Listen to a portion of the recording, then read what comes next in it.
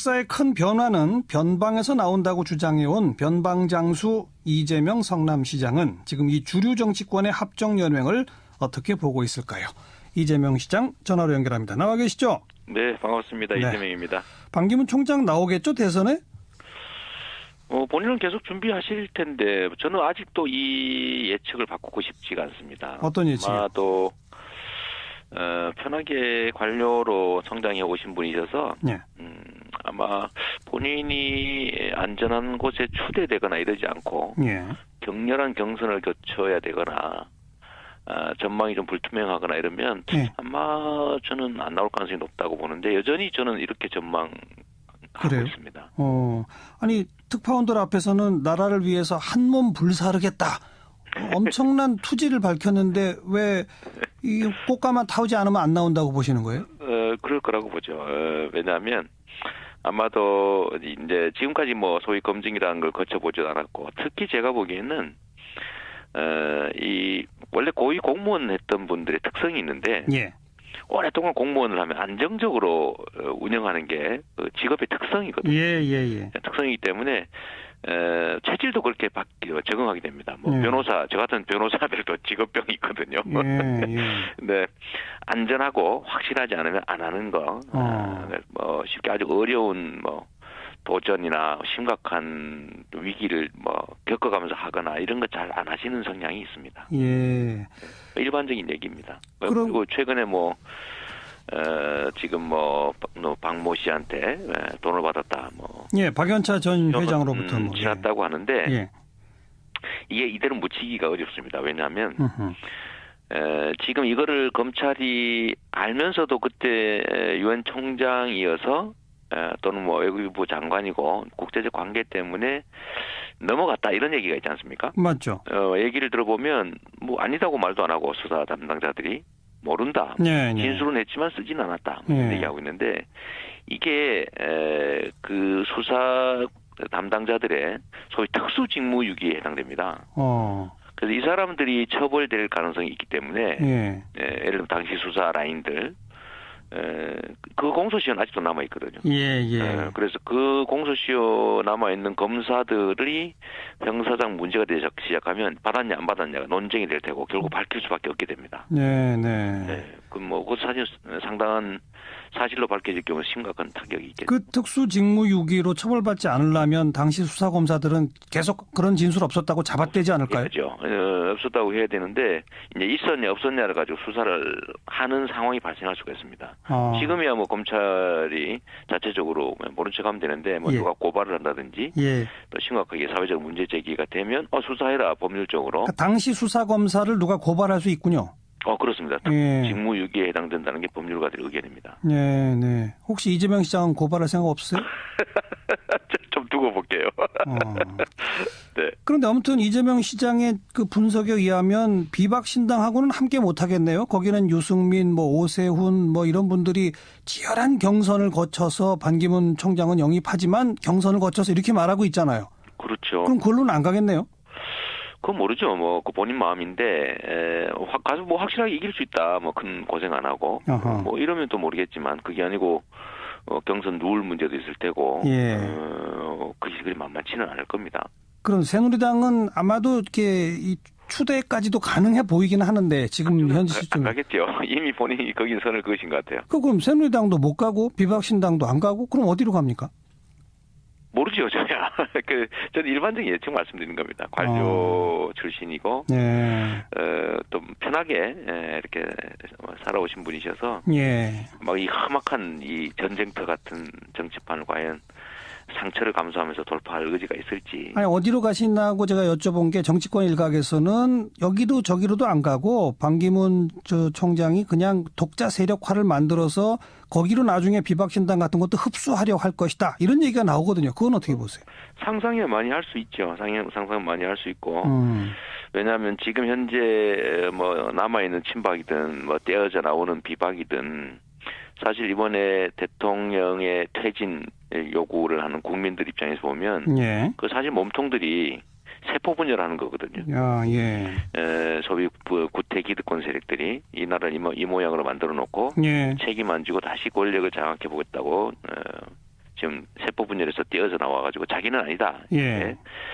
소위 이제 얼굴을 가리고 있는데 그걸 국민들 입장에서는 쉽게 용인하기 어려울 테고 예.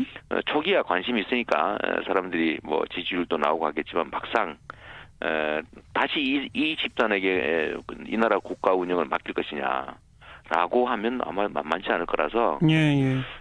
뭐 새로운 뭐 판을 생각해 볼 수도 있겠죠.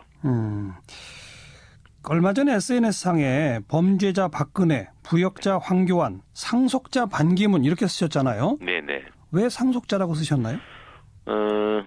이분이 박근혜 정권에 되게 우호적 태도를 취했고 저는 특히 온 국민이 정말 도저히 용인할 수 없는 위안부 합의 이제 밀어붙여서 거의 일본에 완벽하게 이제 유리한 그런 결정한 것에 대해서 예. 박근혜 대통령이 잘했다고 칭찬했지 않습니까? 그건 저는 그런 거라든지 또 본인이 이제 박근혜 쪽과 박근혜 쪽에 관심을 가지면서 본인의 이제 국내에 무슨 대통령 후보로 논의되고 이런 것들을 상당히 즐긴 것으로 보여지는데 결국 지금까지 이렇게 성장하고 현재 정치적 위치를 가진 것도 결국 이 보수 정권 이명박 박근혜 이 보수 정권들과 함께했기 때문에 부패 기득권 세력의 일부라는 점은 변할 수가 없다. 그리고 결국은 지금 부패 기득권 세력 박근혜 새누리 이렇게 보여지는 이 집단들의 그 기득권들을 그대로 지금 양수받아서 승계해서 자신의 정치적 입지를 만들려고 하는 거니까 상속자라고 볼 수밖에 없는 거죠. 알겠습니다. 새로운 세력, 새로운 사람이라고 할 수 없으니까. 조금 아까 내일 뭐 탈당 예고하고 있는 그 비박계 그냥 세포 분열일 뿐이다. 네. 그래서 잠깐 뭐 인기 끌 수 있을지 모르지만 아마 조금 더 지나면 국민들이 평가가 냉정해질 거다 이런 말씀 하셨잖아요. 네. 조기 대선이 가시화되는데 그럼 그 대선 때까지 정계 개편은 어떻게 이루어질 걸로 전망하세요? 저는 그쪽이 전문가가 아니라서 전방에서 열심히 변방 지키고 농사 열심히 하고 뭐 그런 쪽이어서 저는 정치계 재편에 대한 의견은 별로 없어요. 저는 사실 가능하면 그런 것보다는 우리 국민들 입장에서 진짜 심각한 삶의 문제, 재벌 체제 어떻게 정말 재정비할 거냐, 부당이득을 얻는 부당한 경쟁 구조인 이 엉터리 경제 질서 어떻게 할 거냐. 노동자들 제 임금도 못 받고. 알겠습니다. 이런 얘기 좀 했으면 좋겠다. 정계 개편은 별로 관심 없다. 네. 이재명 시장 그냥 아무튼 더불어민주당 안에 후보 경선에 나가서 1등 노력해보겠다 이거죠? 네, 열심히 노력하고요. 열심히 노력해서 이기면 또 서로 힘 합쳐서 같이 하고 국민이 또 선택 안 해주면 또 선택된 쪽 열심히 도와주고 그래야 되는 거죠. 국민의당과의 관계는 어떻게 해야 한다고 보세요? 그럼 대선 때까지. 제가요 아니면 당이? 더불어민주당이요. 만약 이재명 시장이 그 후보 경선에서 1등을 했다 그러면요? 저는 가능하면 야권 통합의 계기로도 만들어야 된다고 생각하고 또 야권 연대해야 되고요. 국민들이 바라는 것은 새로운 정치 세력이 좀 새로운 나라 만들어 달라는 것인데 국민의 입장에서 보면 민주당이나 국민의당이나 별로 차이가 크게 느껴지지 않습니다. 그냥 정치인들이 편을 달리 먹고 있는 것 정도에 불과하죠. 국민들 입장에서 보면 모섬들이 편갈라 싸우고 있는데. 알겠습니다. 그러니까 국민의당은 통합과 연대의 대상이다 이 말씀이죠. 네, 그렇게 하는 게 좋겠습니다. 만약에 반기문 총장이 국민의당에 가서 경선한다 그러면 어떻게 됩니까? 그거는 이미 국민의당이 소위 보수 진영과 합친다는 뜻이 되겠죠. 네. 국민의당은 그런 선택을 그럼 안 할 거라고 보세요? 반기문 총장이 국민의당으로 호롤단신 들어오거나 이럴 수는 있겠습니다만 그런 경우는 잘 없을 것 같고요. 그건 정치 세력 간 타협이 돼야 같이 들어와서 경선이든지 추대든지 할 텐데 이미 그렇게 되는 상황이 되면 모르겠지만 저는 그렇게 안 되도록 하는 게 우리 정치의 역할이라고 생각합니다. 국민의당도 야권이니까 야권 지지자들이 상당히 많이 몰려 있고. 그런데 이 대목 전문가는 아니라고 하셨습니다만 이게 제가 안 여쭤볼 수가 없는 게요. 국민의당은 개헌 추진을 당론으로 채택을 했습니다. 그리고 이 개헌을 고리로 반기문 총장 세력 그리고 비박계 세력과 좀 크게 하나로 묶을 수도 있다 이런 구상도 얘기가 나오거든요. 거기에는 더불어민주당에 있는 개헌을 주장하시는 분들까지도 일부 가담할 수 있다. 이런 얘기까지 나온단 말이죠. 이런 아주 커다란 의미의 즉 그분들 표현에 의하면 친박과 친문을 뺀 거대한 제3지대. 이거 어떻게 생각하세요? 친박과 친문을 왜 빼야 되는지는 잘 모르겠고요. 그것도 또 야권이 중요한 한 세력인데 뭘 빼고 이렇게 뭐 한다는 것 저는 뭐 별로 동의하기 어렵습니다. 예. 저는 국민들 입장에서 정말 봐줘야 된다. 이게 이제 소위 구태 기득권 세력들이 다시 부활하는 수단으로 개헌이나 정계 개편이 악용되지 않았으면 좋겠습니다. 예, 예. 왜냐하면 역사적으로 언제나 그래봤거든요. 예. 뭐 옛날 3당 합당도 그랬고, 예. 소위 6.29 선언도 그랬고, 이런 것들이 결국 국민들의 그 절절한 열망들을 다 꺾어버리고 그냥 현재 있는 이 기득권 세력이 그대로 유지되는, 얼마나 국민들 입장에서는 좀 절망하겠습니다. 알겠어요. 네. 예. 개헌 매개로 한 무슨 합정연행은 한마디로 기득권 세력의 자기 기득권 지키기다, 이렇게 딱 규정하시는군요. 저는 개헌이 지금 현재 상태 시기로 이 지금 좀 퇴진에 집중해야 될 때고, 탄핵 퇴진에, 그다음에 탄핵 퇴진이 되면 그다음부터 60일 안에 지금 새로운 국가 리더십을 구축해야 되는데 예. 실제 시간이 안 되고요. 두 번째 제가 한 말씀 드리고 싶은 거는 예. 이 칼장수 입장에서, 국민이 이제 칼장수라고 하면 예. 이 칼장수 입장에서 칼을 예를 들면 선량한 사람이 가서 살림살이 쓸 수도 있고 뭐 요리하는 데 쓸 수도 있습니다. 근데 수술하는 데 쓸 수도 있고요. 예. 근데 이게 나쁜 의도를 가진 예를 들면 그 강도나 이런 데다 팔면 안 되잖아요. 예. 근데 지금 개헌 문제가 선의에서 시작된 측면도 일부 있지만 아하. 사실은 기득권자들, 그러니까 부패 기득권자들의 권토중례를 위한 수단으로 지금 많이 오염이 됐습니다. 알겠습니다. 네, 그래서 별로 적절치 않다고 보죠. 결선 투표제에 대한 의견은 어때요? 저는 뭐 과거부터 말씀드린 대로 유럽이나 서구 선진국처럼 결선 투표를 하는 게 네. 국민들의 의사가 제대로 반영되기 때문에 좋다고 봅니다. 이건 선거법 개정만 하면 된다고 보세요? 개헌 사안이라고 보세요? 그것도 논란이 있는데. 저는 뭐 이런 건 법률 개정으로 충분히 가능하다고 가능하다. 보는데 또 입장이 또 다른 쪽도 많더군요. 아무튼 그러니까 가능하다면 선거법 개정으로 결선 투표제는 대선 전에 도입하는 게 좋겠다. 그런데 그거는 뭐 법률상 가능한지 논란이 있으니까 예. 그걸 두고 봐야 되겠습니다. 예. 한참 지지도가 오르시다가 좀 주춤하고 꺾이는 모양새거든요. 어떻게 생각하세요? 감수해야죠. 국민들께서 기대를 하다가 한번 좀 더 생각해 봐야 되겠는데 하는 분들이 많이 늘어난 것 같아요. 예. 그거야 이제 제가 미래에 관해서 좀 말씀드리고 또 그러면 또 믿음을 주는 분들이 늘어나지 않을까 이렇게 기대합니다. 아직까지는 이제 과거에 대한 얘기만 했으니까요. 알겠습니다. 네, 과거에 대한 얘기들은 많이 했고 이제 그게 어느 정도 성과가 나니까 그건 이제 끝난 일이 거의 돼가는 거고. 그럼 미래 비전 관련해서 자신이 내세울 최고의 공약 혹시 있다면 한두 가지.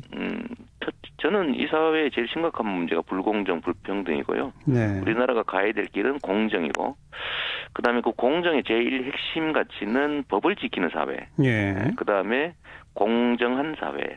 예를 들면 노동이든 경제든 재벌이든 그리고 특히 이제 국민들의 삶이 워낙 어려우니까 복지력 확대를 통해서